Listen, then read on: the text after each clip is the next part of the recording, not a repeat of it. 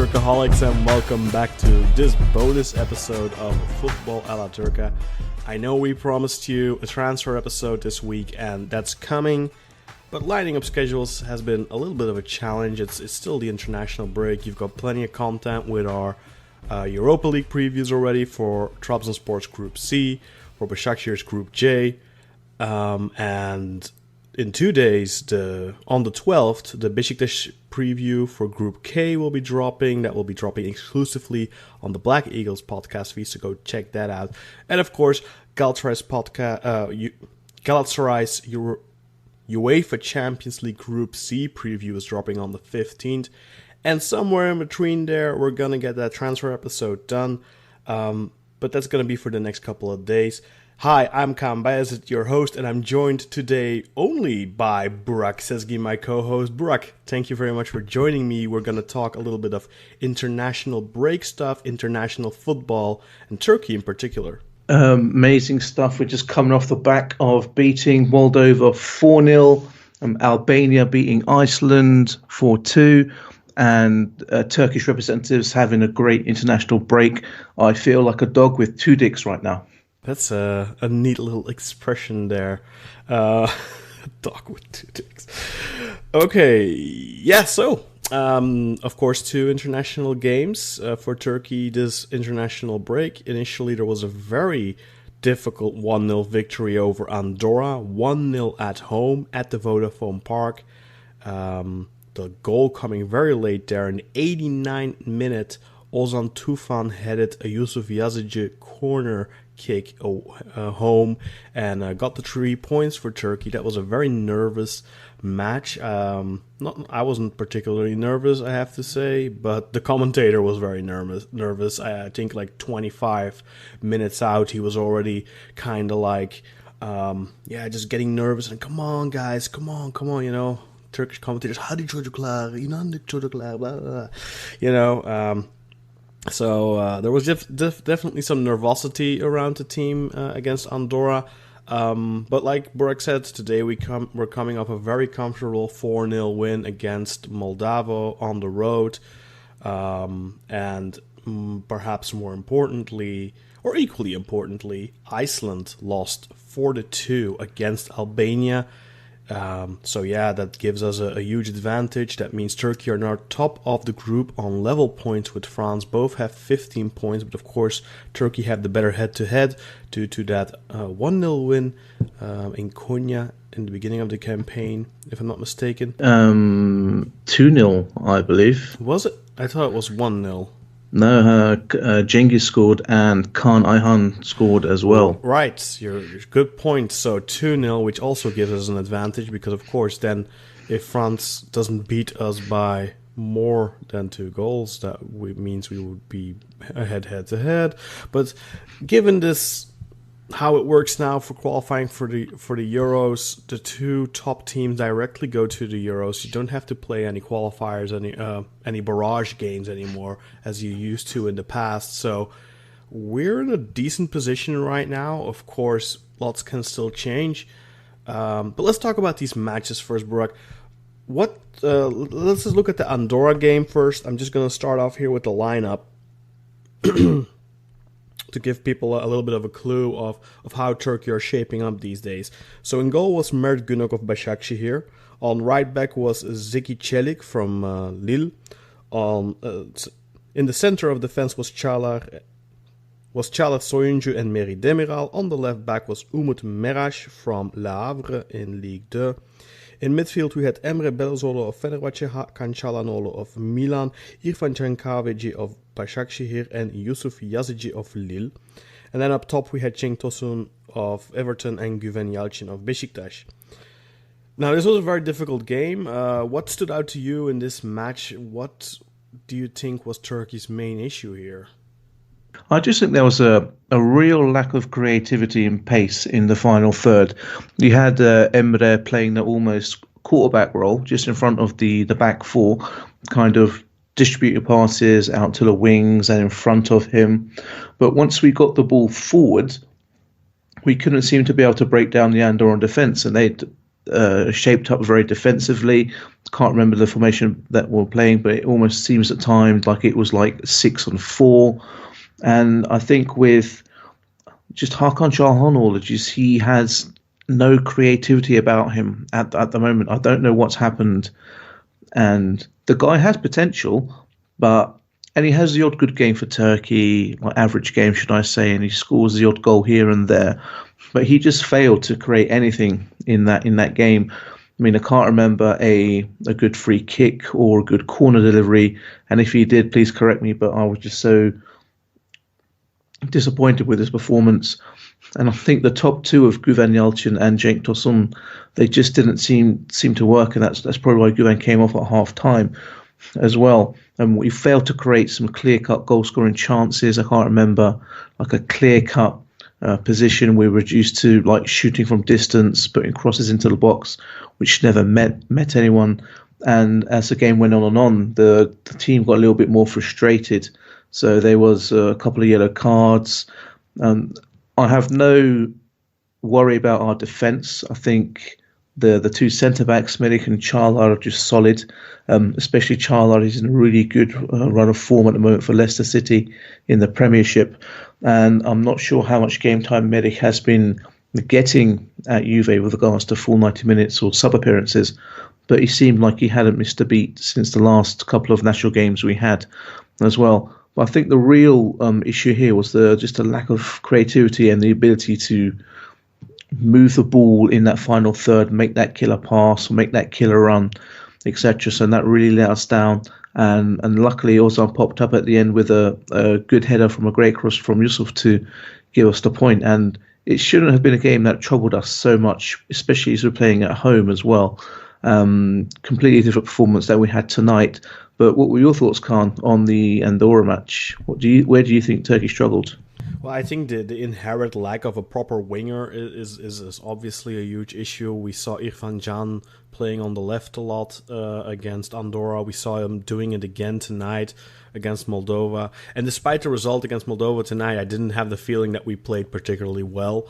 I didn't really see any massive played out, chances like you pointed out in the Andorra game. No main clear-cut chances except for that header from Cenk, I guess, or was it a header right after he took that shot, which was, we kind of created that space for himself and then he fired off a shot. But then right after that, I think he got like a header or something on goal, which he really should have put away. I don't remember if it was a shot or a header from that.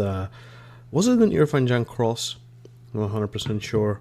I cannot remember at this time, actually. But I think the chance creation is an issue, like you pointed out. Hakan Çalhanoğlu, I've never been impressed with his creativity, especially not for Turkey. I'm just not a fan of Hakan Çalhanoğlu. I think he's the type of player that weighs down the team. Also because he does have a little bit of an ego, and he is this set-piece master. Supposedly hasn't scored a free kick since 2017, mind you. But he just claims every dead ball situation. I think that was a problem against Andorra. And I don't think it's a coincidence that once he went off and Yusuf Yazıcı just started taking the corners, we actually scored on a corner kick. Yusuf's corners were a lot more dangerous than Hakan's were. And I'm not saying Yusuf played a particularly good game against Andorra, but for me, Hakan Çalhanoğlu is just one of those guys. I mean, he's still at a young age. I mean, he's like 24, 25, so you'd say, okay, he still has plenty of potential, but I think he's just one of those guys that peaked really early, and I really haven't seen any progression from him. And I think he's just, a false savior, so to speak, or a false messiah. I don't see him as a leader for this team, ever. I don't think he should be one of the first names on the team sheet. I think Yusuf Yazıcı has a far higher ceiling. I think Abdülkadir Ömür has a far higher ceiling. Obviously he's out injured right now, but I think we have better options in that number 10 role if we want to play with a number 10 to begin with.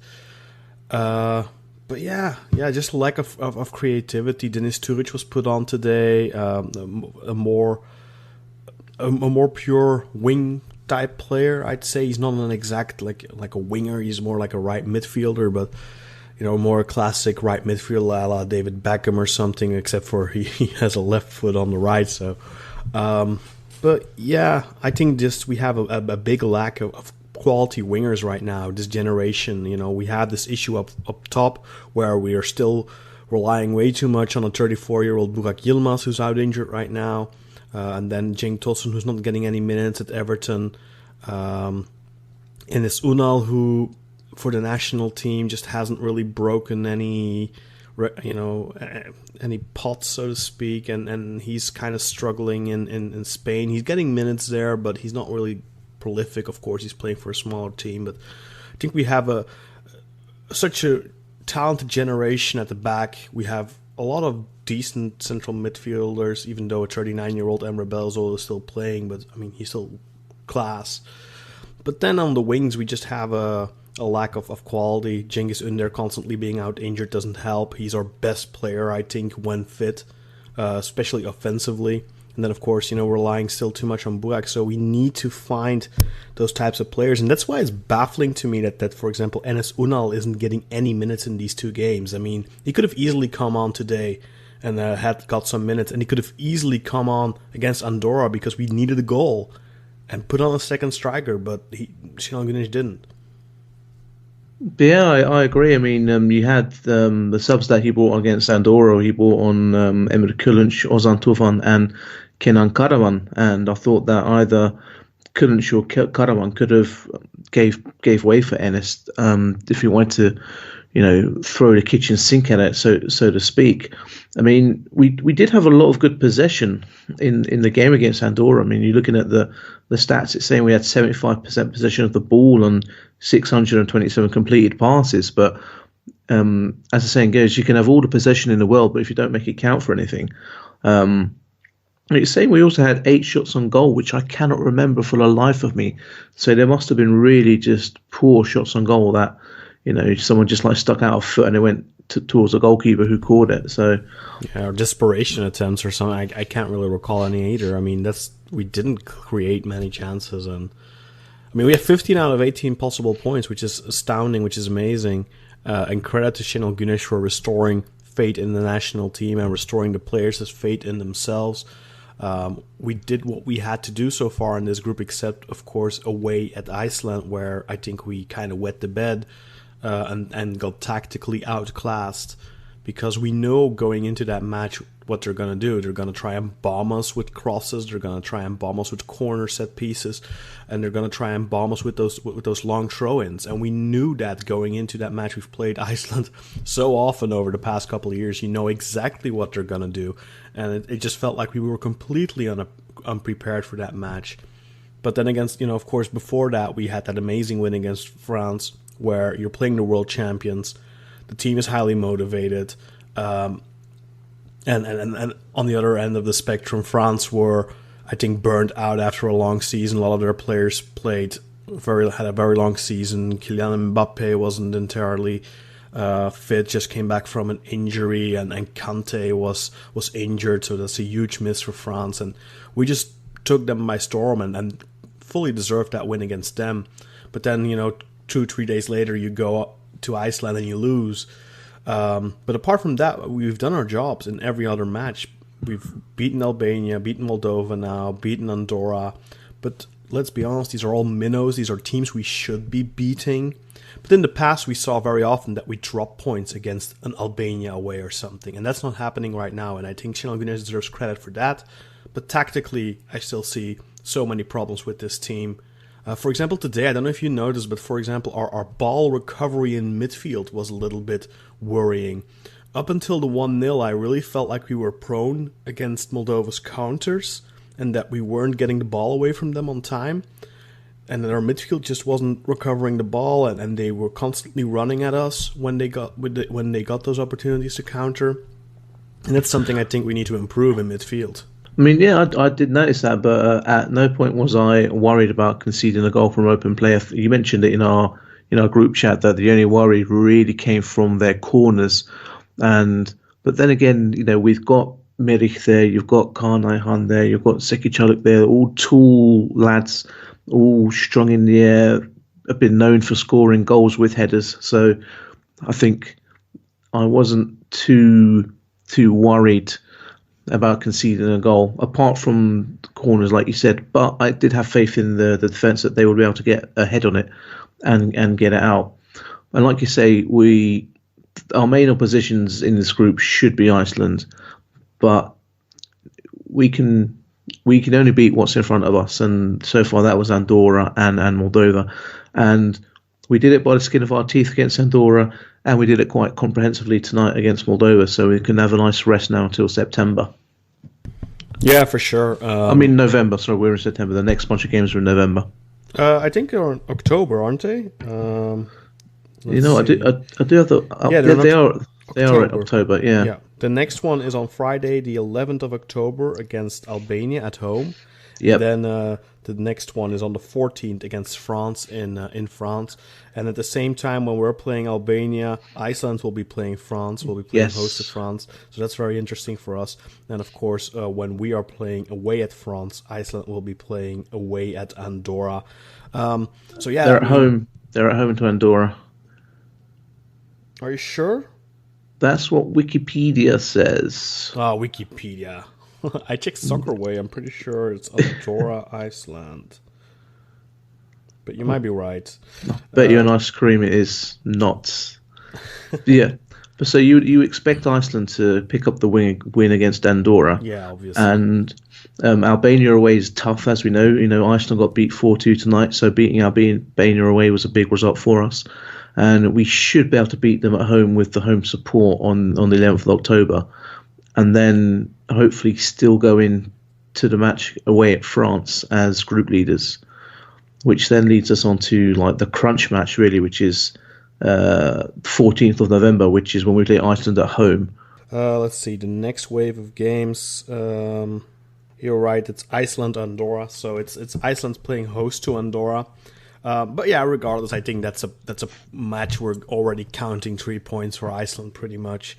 Yeah. Despite the fact of how we managed to struggle against them. But, this is a typical one of those games. If you score that first goal early, that can end up being a 4-5-6-0 win. But it's, sometimes it's just that getting that first goal is always the most important thing in those types of matches. And we've just struggled against Andorra. We just kept smashing our face against their defense, and they did pretty well actually, because I think they did a bit better job at neutralizing Jing Tosun than Moldova did today, even though most of Andorra's players are probably semi-professionals. So it's quite they deserve some credit for that. But all in all, I think we are in a very good position now. We have 3 bonus points basically.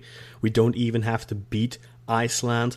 I think and also the big advantage we have, I think, something I was kind of fearful for, is that you remember the fallout from that Turkey-France match. There was a lot of political pressure being put on, I don't know, like the politicians in France were going nuts because our fans, the Turkish fans, booed their national anthem and stuff like that, and there was like a political riot almost going on about that, which, I mean, obviously you don't want anyone to boo a national anthem. That's not nice. That's not, sportsmanlike.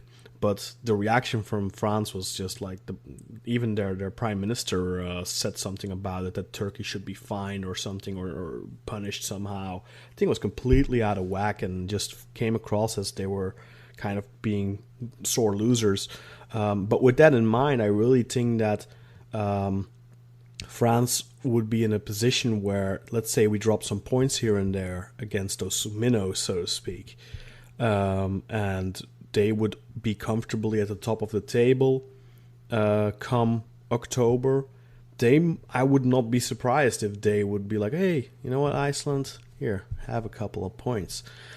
You know what I mean? So I think the fact that we're now... No. You turning it into the Eurovision Song Contest where Cyprus gives Greeks 12 points all the time. Yeah, exactly, man. I mean, and that's the thing. I am very happy with the fact that we are now on level points with France, so they can't pull any shenanigans. They have to go and do their jobs against Iceland, because we have that advantage that they play Iceland first. Look, if France goes and phones it in against Iceland and doesn't beat them, or even, lose, then they're in a really precarious position because then they have to beat us, and even then they need to do it by enough goals because otherwise they wouldn't even be certain of qualification for the Euros. So we are putting pressure on France now to beat Iceland, and then of course we have to do our jobs against Albania, and then hope that France does their jobs against Iceland. I think if France beats Iceland, then it's over. I won't say over because we still have to do our jobs and against Iceland and obviously against Andorra and Moldova and against Albania. But then if we don't lose at home against Iceland and we do our jobs in those other matches, we're at the Euros already. So we're in a really good position right now, but obviously, still some games to go. But it's positive what we're seeing. What's your general state of mind when it comes to the job Şenol Güneş has done since coming in as national team coach? I think definitely positive. I mean, you take the Iceland game out of the equation, where they held us at the airport for so bloody long. Anyway, but he's managed to put together a young team. Like you mentioned, the interim period that Lucescu had, which was a bit of a thankless task, but it did help in bringing out these young players, and the foreigner ban, well, not ban, but the limit, the fact that there isn't one, is really helping these players develop. You look at the players in that team over these 2 games that currently ply their trade abroad. There are people from the midfield, the defence and the attack that are all playing abroad and getting really good experience against top level opposition as well in European competition, which is only going to improve them. But the fact that he's managed to create this positivity around the national team again is fantastic. It's great for the country. It's great for the players because they can feel the support as well. With the women's volleyball team being in the final on Sunday, and then the national team games being like sandwiched either side of that. The men in the basketball championships, there's been this almost positive surge of support from the fans and outpouring love for the national team, which I think is great, and I think it only helps galvanise the footballers and also the sports people as well, whether they be in the basketball, whether they be in the volleyball. You see this outpouring of support for Turkish national teams in big competitions.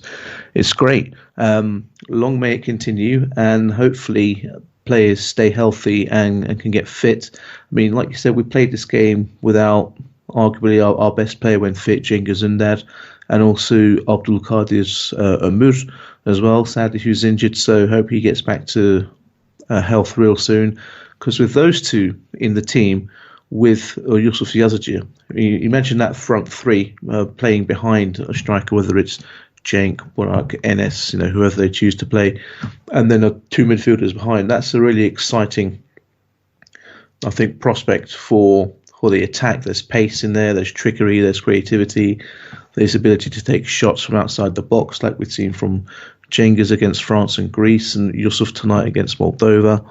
And then behind, you've got a choice of midfielders from İrfan Can, Mahmut Tekdemir, Emre, Ozan, Okay Kuşlu as well, when he gets back to fitness. So there's a lot of players that are currently injured that are waiting to come back into this national team as well, which makes it exciting for us as fans. For the first time in a long time, you're excited to see the national team play, and there's this expectation as well. I think that's why against Andorra we were getting a little bit nervous and come on, man, we've got good players, we can play good football. Why are we being subjected to this against Andorra?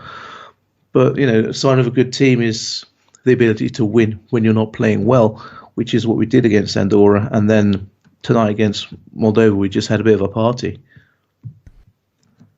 Yeah, you know what? I witnessed this firsthand with Belgium as well.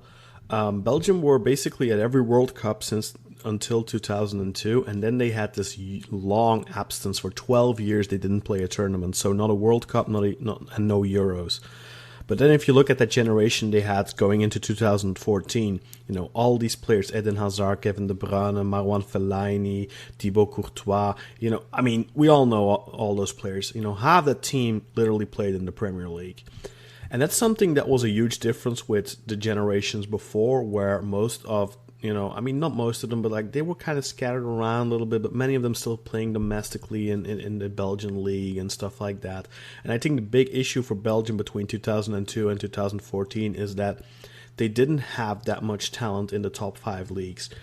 And I think I'm kind of seeing that now. Belgium aren't necessarily playing the best football in the world right now, but if you look at their qualification campaigns, they are absolutely dominating those qualification campaigns. And not necessarily with amazing football, but they're beating those minnows.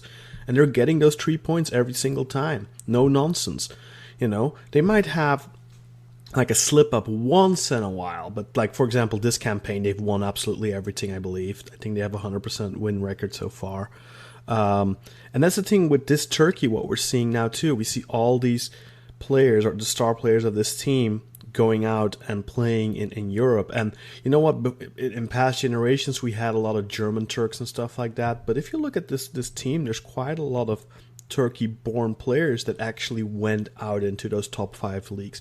Çağlar Soyuncu, for example, Merih Demiral, for example, Zeki Çelik, for example. Umut Meraş is another example. I'm not saying he's a star to be, but I mean, he went to Ligue 2, which is a good league.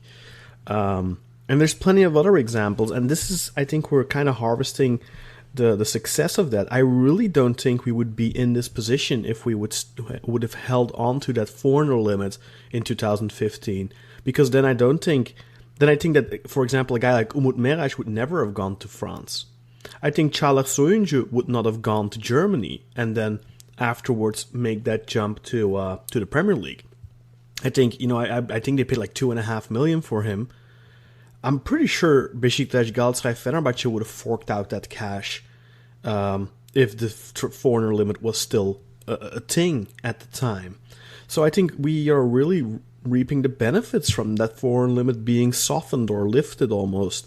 And that's what makes it so puzzling for me when we still see Şenol Güneş constantly push that agenda for re-implementing a foreign limit, because I think this team is the result of not having a very strict foreigner limit. And like I said, those talented players are finally going out and discovering the world. And what they're finding in those top 5 leagues is that being Turkish doesn't get you anything. Which in the past, when you played for Besiktas, Galatasaray, Fenerbahçe, being Turkish got you automatically, and being half decent got you automatically a place on the team. Now they have to work for it and train hard and, go out and get it and grabbing that brass ring. And they're doing it. And that's, I think, why we're not necessarily playing the best football right now, but we're getting the job done. And so much, I think, of that is as well as just Merih Demiral being such a stalwart at the back. You highlighted Çağlar before, but I think the common denominator in all of these games so far has been Merih, and we've kept 5 clean sheets so far. I think we only conceded the goals against Iceland, and I think like I said, the common denominator is Merih Demiral. Just we don't need to play really well because we're probably gonna keep a clean sheet right now because Merih is just organizing that defensive line so well. It's absolute general, isn't he? Yeah, he has been. I'm so impressed with him. He's absolutely amazing. And I'm curious what your take is, by the way, on the changes that Şenol Güneş made for the team today against Andorra, because there's quite a couple of those.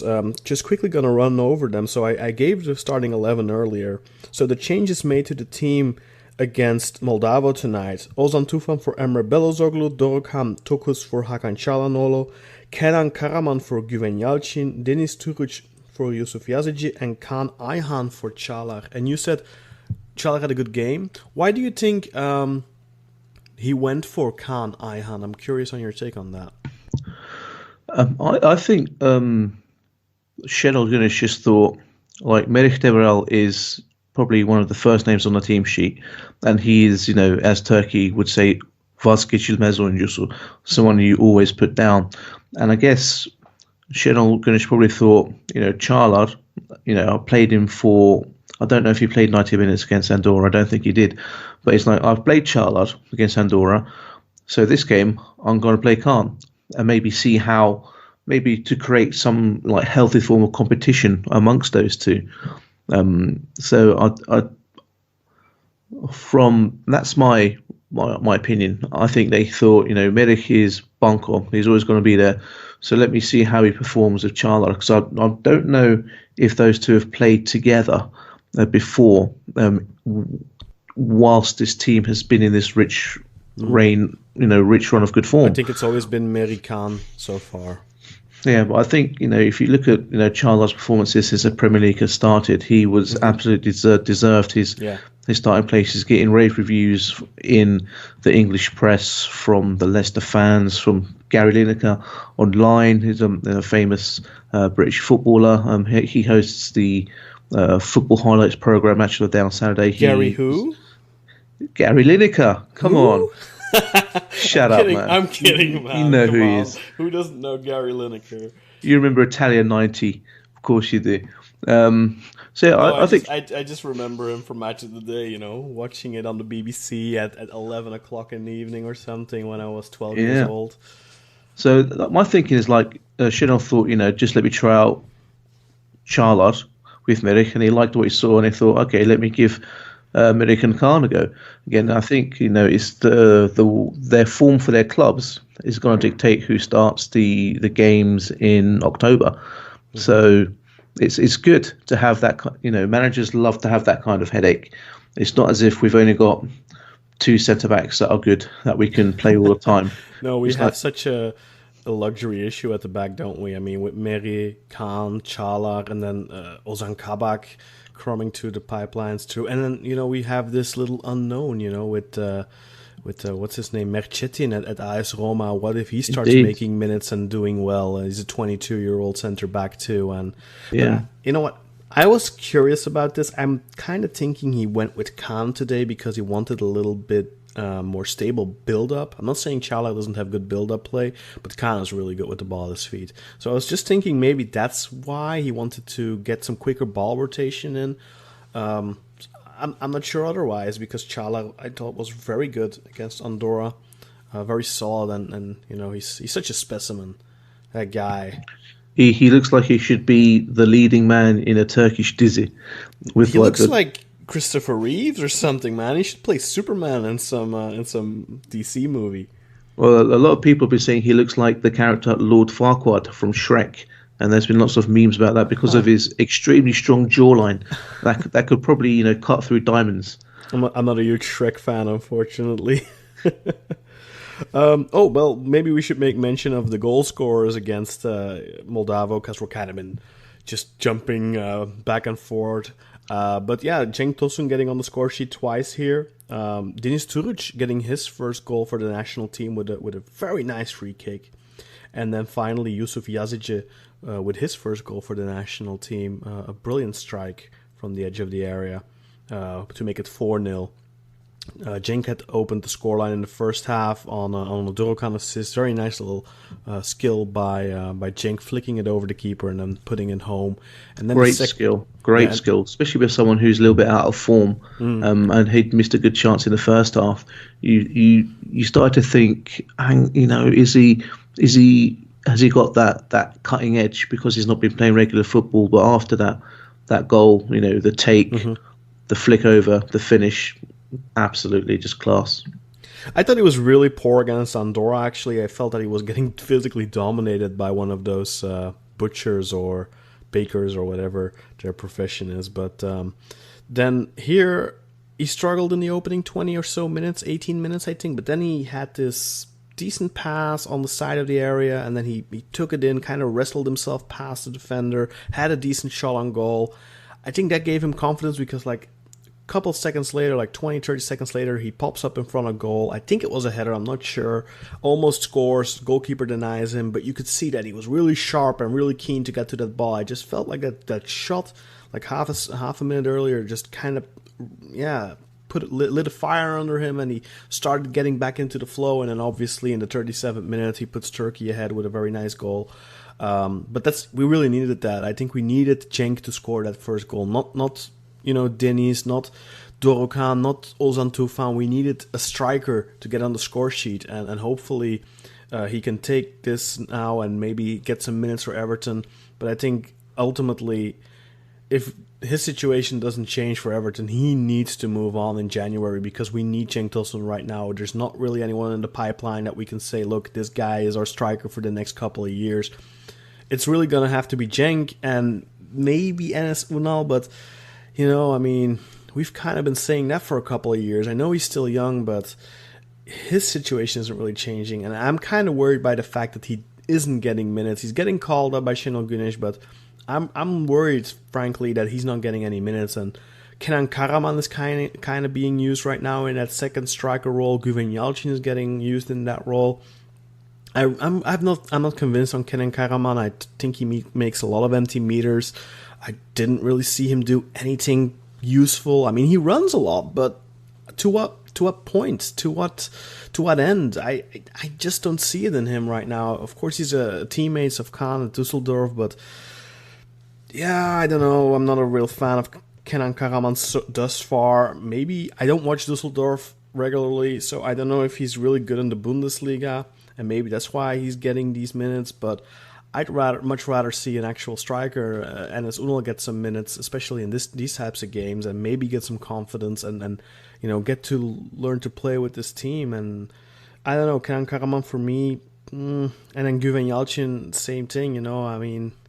I'm not convinced on him either. So we need to prep someone for that role, whether it's Güven or Enes. I don't really care, but someone's going to have to get groomed for that striker role, because right now we only have Cenk, who's, how old is Cenk? 27, 28, so... Around that, yeah. Yeah. And, Everton are playing Bournemouth away this weekend in the Premiership, and I don't know whether the manager will look at his performance in the national team, see his 2 goals against Moldova and hand him a start. I think more than likely he's going to start on a bench again, and he might be brought on. Yeah. But we know that football's a confidence game, and that's especially true for strikers. If you're going through a bit of a dry run where you've not scored, getting a goal or 2 under your belt is really the platform where you can kickstart yourself and move on.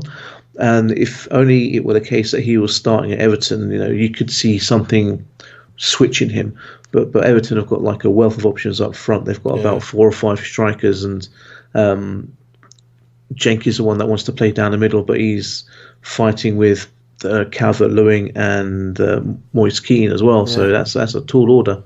Yeah, and plus then they have what's that Brazilian guy called? Richarlison. Yeah, they have Richarlison, yes. And then they have the guy that played for Arsenal for 20,000 years and always got injured. So, and then they also have what's that Brazilian called that they got from Shakhtar, Bernard. So they've got so much options, really, don't they? And getting minutes for him is going to look so weird. He had options during the summer and he didn't move. I believe Frankfurt were interested in him. Besiktas were interested in bringing him back on loan. I get that he didn't want to come back to Turkey yet. For him, I think going back to Turkey now, that's like, okay, you know what? I failed abroad. And, he doesn't necessarily have to succeed in the Premier League, but he could go to like La Liga or Serie A or Bundesliga. I'm not saying that those leagues are, perfect for him, but I think Cenk very much still wants to prove himself and doesn't want to go back to Turkey before he's like 29, 30 years old. So I get that, and I kind of respect that. I think definitely, and especially if we do qualify for Euro 2020, that might make him forced to move more in January so he can be playing regular football before the tournament. Mm-hmm. Yeah, hopefully in January he will force a move or get a move or maybe do the Bundesliga or something. I don't know, but he needs a move. He needs to play because right now he is our number 1 striker, whether you're a fan or not. Obviously, I like Cenk a lot, but even when he played at Besiktas, I love Cenk. I think he's a great second striker to have, behind, for example, a Burak Yilmaz, a Mario Gomez, or whoever. I think he's a fantastic player in that role. But as your starting striker, even when he was at Besiktas and he scored like 20 goals in the season, I always kind of had the feeling like, not really good enough, maybe. I love Cenk, and I think he's really good, actually. It's weird, but that season he scored 20 goals. Abubakar played a pretty big role in the team, too, and often they play together, and I think when he can play together with another striker, he's actually really good, too. And we saw that briefly, I think, against Albania, that Burak and Cenk functioned really well together.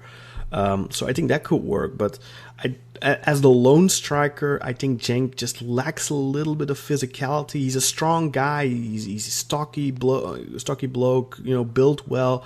But he's only 1 meter 83, and against physically dominating defenders, he struggles a lot. So yeah, Cenk right now, he's our number one, but we have a little bit of a deficiency up front, which we hope that something is going to come out of the pipeline somewhere. Maybe Batuan Karadeniz can try again.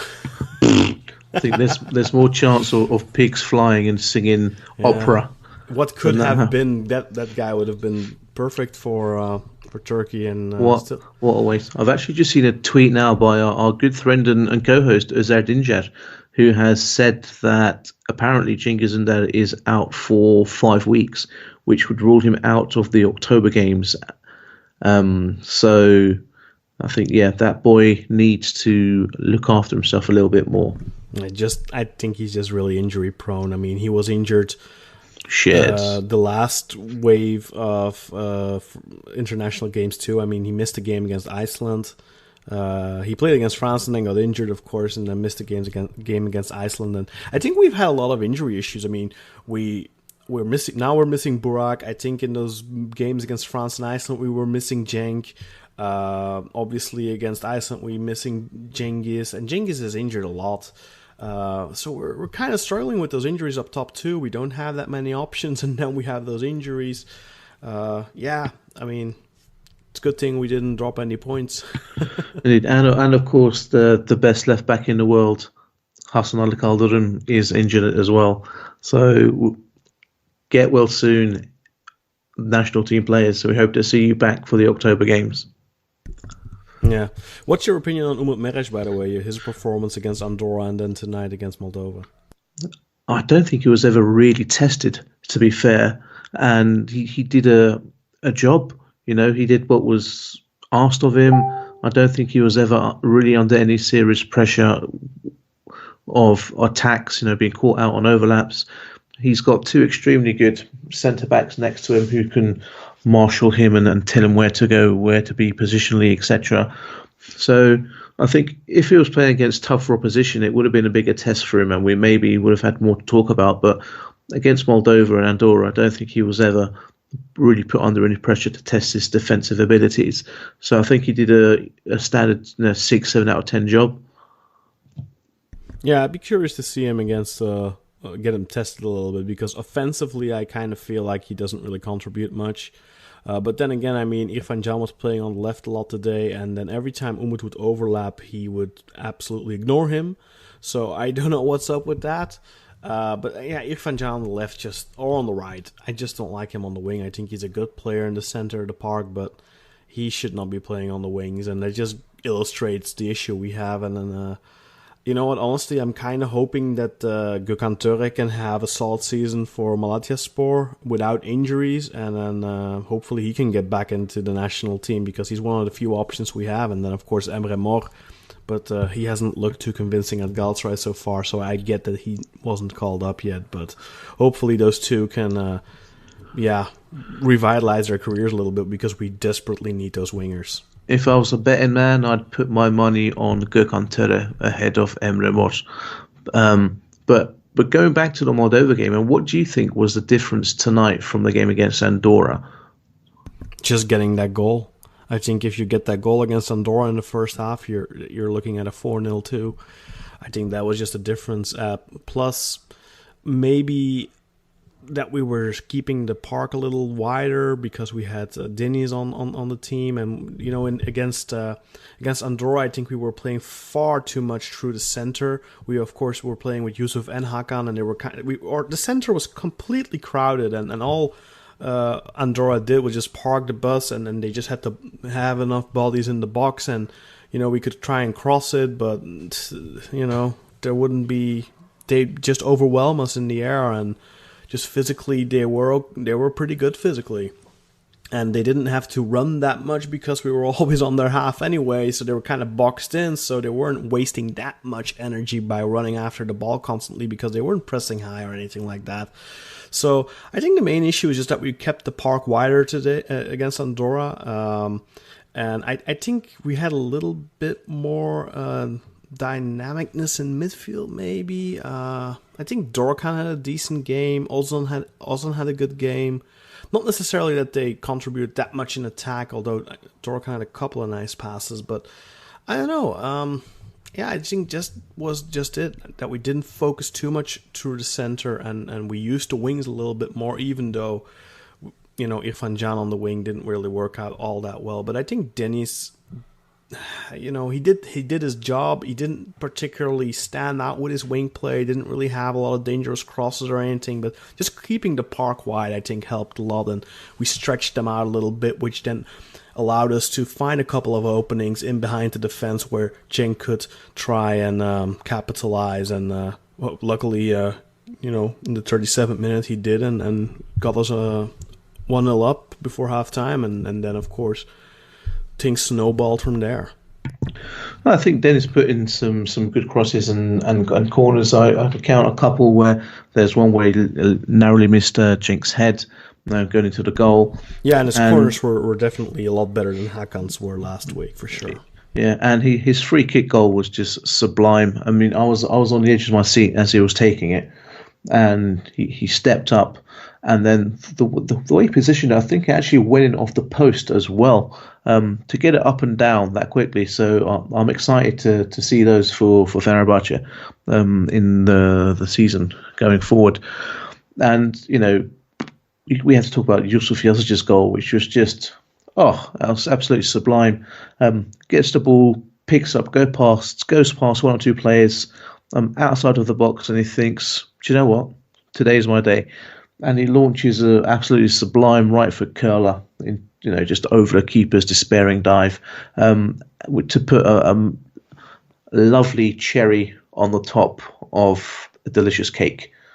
So, yeah, for sure, it's good for our goal differential too, and this is a typical 4-0 type of goal. It's already 3-0, so hey, have a go. Why not? Dennis, I agree, his free kick goal was really good. And you could kind of see it on his face when he was lining up that he was going to shoot. He wasn't going to try and put it in the cross. You just saw that he right before he take a shot, you just look at him and I think he kind of spotted the goalkeeper, maybe mispositioned a little bit, and that he could surprise him in the near corner. He did with a very good strike. And And now all he has to do is make a YouTube video of that free kick goal from different angles, and he'll get a move to AC Milan. Yeah, exactly. Yeah, there we go. Okay, well, I think we spoke enough about Turkey. I don't know if you have anything else to add about the Turkish national team's campaign so far. No, just that if we do qualify, then UEFA are releasing tickets for group stage matches in December. So start saving up now, people, because we are going to those Euros next summer in various different cities. Okay, well, there's just one more thing I wanted to talk about, and that's just two guys that really stood out this international break that are active in Turkey, not Turkish players, but those two, of course, Ryan Babel of Galataaray and Vedat Muric of Fenerbahce both had a very good international break. Ryan Babel getting an assist against Germany, the Netherlands emphatically winning away in Hamburg 2-4. He gets the assist on the 1-0, and then he forces Ta to score an own goal on the second goal for the Netherlands, and ultimately, of course, Holland ended up winning that 2-4. And then he got a brace against Estonia the other day in a very easy 0-4 away win for Holland. So Holland looking really good in their group right now. They have 9 points out of 4 matches, but they have a match less played than both Northern Ireland and Germany. So if they win, then they will be on 12 points level with those two. So Holland looking good, heading into their European qualifier. Well, heading into hopefully what for them will be a European Championship. And then tell us a little bit more about Vedat Muric's success for Kosovo, Burak. Well, the Dardanian continues to impress with his play. Kosovo were playing the Czech Republic on Saturday. I believe they were playing at home. They went down 1-0, but then Vedat scored to make it 1-1, put himself about the pitch as he does. And then tonight, Kosovo playing against England. In England, Kosovo went ahead after 30 seconds, a horrendous defensive error from Michael Keane, I believe, plays for Everton. Vedat picked up the ball and passed it into his teammate, who slotted it in under Jordan Pickford. And then England proceeded to score 5 goals before the first half ended. Second half starts and Vedat picks the ball up on the right wing, puts in a lovely ball into the middle of the box. A Kosovo player picks it up and curls it past Jordan Pickford. And then a few minutes later, he gets fouled in the box by Harry Maguire. He gets tripped, and then he demands the penalty from his teammate, and then he slots that in as well. So I think I had both games on, and the Turkey game finished a little bit earlier than the England game. So I put the volume up on the England game for the last 5-6 minutes, and the commentators were referring to him as strong and skillful. So by all means, he's impressed for the national team as well. 2 assists, 2 goals, and I actually caught some of the Netherlands-Germany game on the weekend as well. And Babel is having a revelation, late in his career. İkinci bahar yaşıyor, as Turks would say. And I think you tweeted about it as well earlier online to say, imagine if he had been this prolific when he was in his younger years, where he went a little bit off the rails after the move to Liverpool and kind of got lost in the wilderness before resurrecting his career at Kasımpaşa, and then obviously moved on to Besiktas and now Galataaray. So it's good to see these players playing in the Turkish league, also doing well on the national stage, and not against like minnows either. I mean, you got the Vedat putting a great performance against England. The Czech Republic aren't the team they used to be, but he still scored. And then you've got Babel putting in a great performance against Germany with the goal and the assist and the shot that actually turned into an own goal, which was his creation, and then bagging a brace against Estonia. So it's only good publicity for the Turkish league, and it could be the driving factor behind certain players' decisions to want to come to the Turkish league as well, especially if the team continues to do well leading up to the Euros, and the Turkish teams do well in Europe. Turkish players based in Turkey, playing for other international teams, doing well for their national teams, it can only be a positive thing for Turkish football. And that's why the foreign limit rule being discussed is so ridiculous, and especially by Şenol Güneş, who is benefiting directly from it being lifted. So I think there must be like an ulterior motive or agenda there, and he's being almost forced to push it on. But yeah, it's been a great international break. No injuries, fingers crossed, as well. So everyone's returning healthy back to their national team, back to their club teams, and we can kick off with the Super League again this coming weekend. Yeah, and even more so, I think, to that point what you're making, I think it maybe makes the league a little bit more attractive for people coming in. But I think it also makes it more attractive for them in another sense, that we have these players going out to the top 5 leagues right now, being successful. I think that's also going to make it more interesting for younger foreigners, for example. Like, take for example Bernard Mensah, who signed with Kayserispor. He's just 24 years old. I think he's seeing these younger Turks going out into the wilderness, so to speak, and being successful. And I think the Turkish league is slowly but surely becoming more and more of a talent pool for those top 5 leagues, where they're going to go out and scout. I think 5 years ago, they were barely doing that. The Turkish league wasn't exactly a league where, for example, an AS Roma would bother with going to look for cheap talent, like they would in Belgium or in Holland.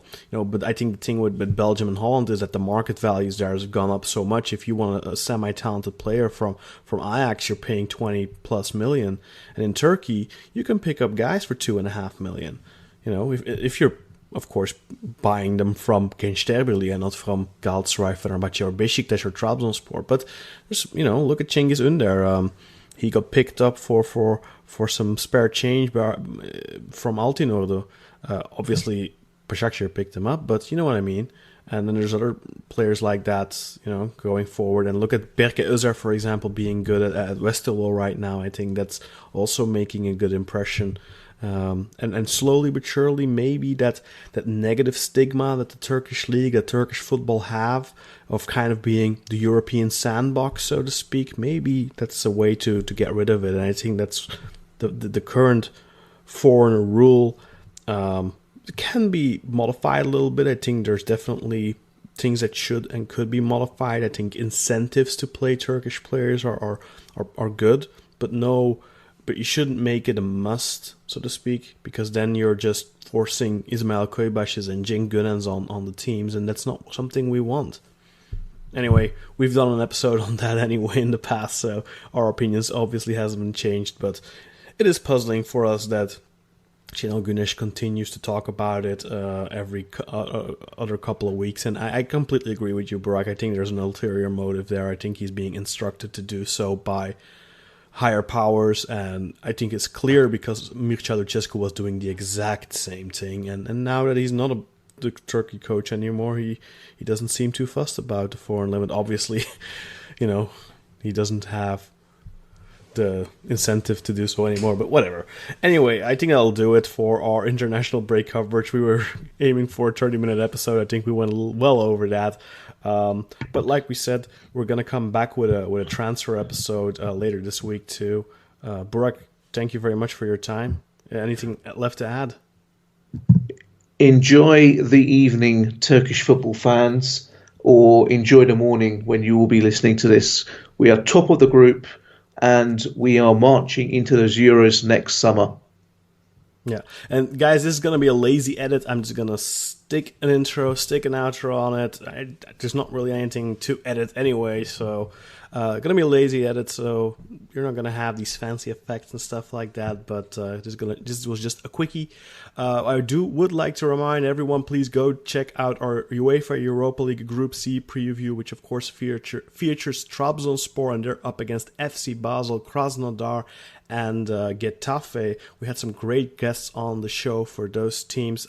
Oliver Zessiger, Swiss football scout, who told us a little bit more about Basel. Then we had Will Baumgartner on from Russian Football News to tell us a little bit more about Krasnodar. And then, of course, Alexandra Johnson, sorry, I always say Johnson.